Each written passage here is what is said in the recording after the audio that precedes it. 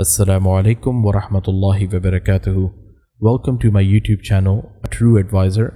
Today I would be talking about some of the contradictions in the genealogies of Jesus Christ and David, peace be upon them both.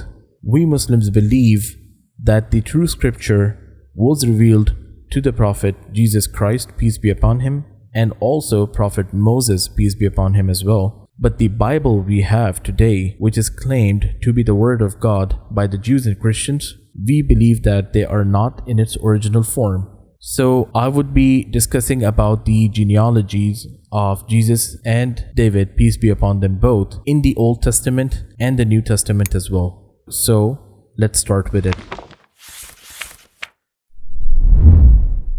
If you look at the book of Matthew, chapter number 1, you would be able to see that in the verse number 16, it says, "And Jacob begot Joseph, the husband of Mary, of whom was born Jesus, who is called Christ." Now, let's look at the source of the genealogy of Jesus Christ. That would be the book of Luke, chapter number 3, verse number 23. It says, "Now Jesus himself began his ministry at about 30 years of age, being, as was supposed, the son of Joseph, the son of Heli." Book of Matthew, it says that Jacob begot Joseph. And over here it says that Joseph is the son of Heli.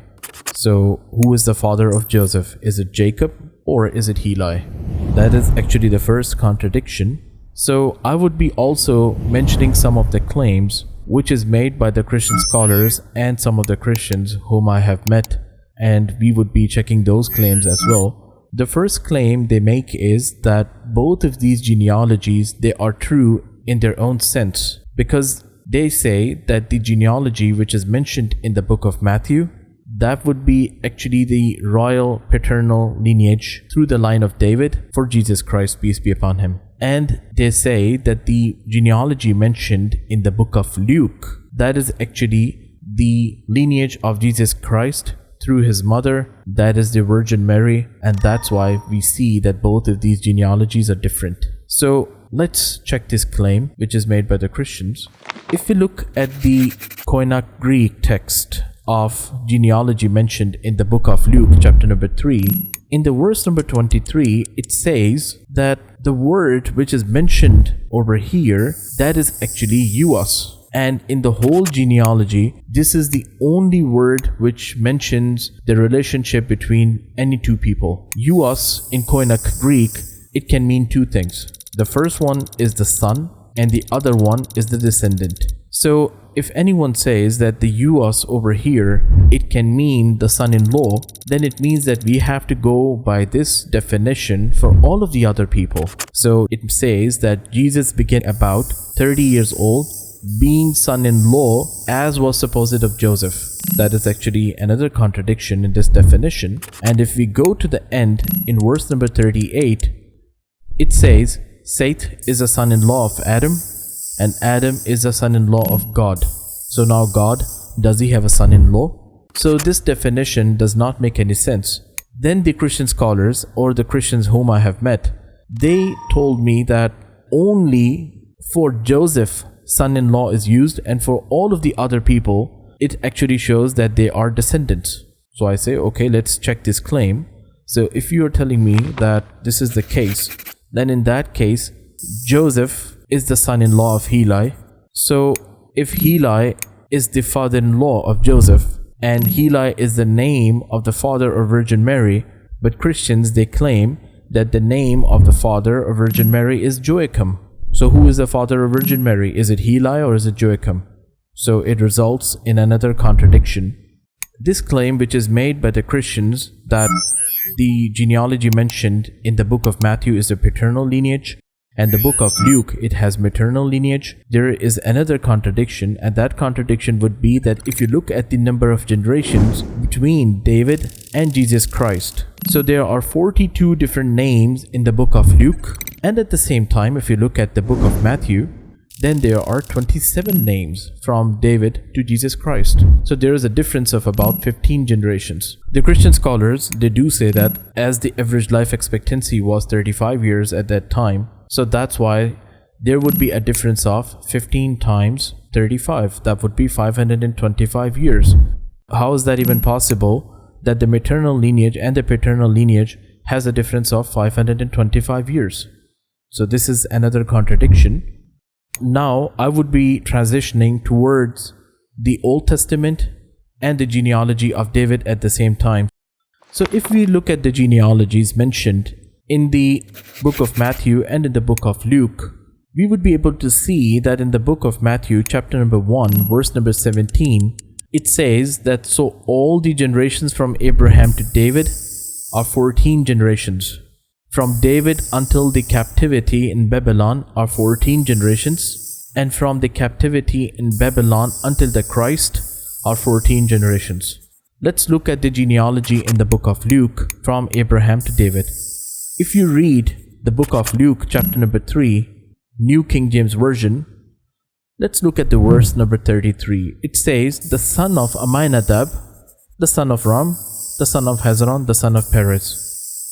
So if you look at the same verse in Koine Greek, verse number 33, it says, of Amminadab, of Admin, of Erni, of Hezron, of Perez. There are actually 6 different names mentioned in this verse. So how is that even possible that there are 6 names over here and there are only 5 names mentioned in the New King James Version?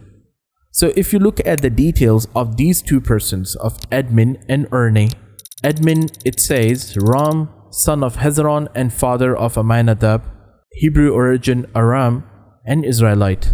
Let's look at Erni.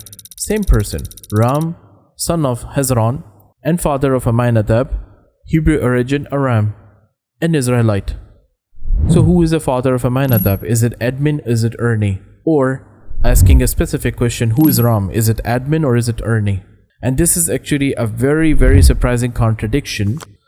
Let's look at the translation of this verse over here in different versions. If you see the New Living Translation, it says, Nahshon was the son of Amminadab, Amminadab was the son of Admin, Admin was the son of Erni, Erni was the son of Hezron, Hezron was the son of Perez, and Perez was the son of Judah. Looking at the other translations, suddenly, when I go for the New King James Version, it says that the son of Amminadab, the son of Ram, the son of Hezron. They removed actually 1 name. You can even check that there are 5 names in the New King James Version. So you would be thinking, why would they do that?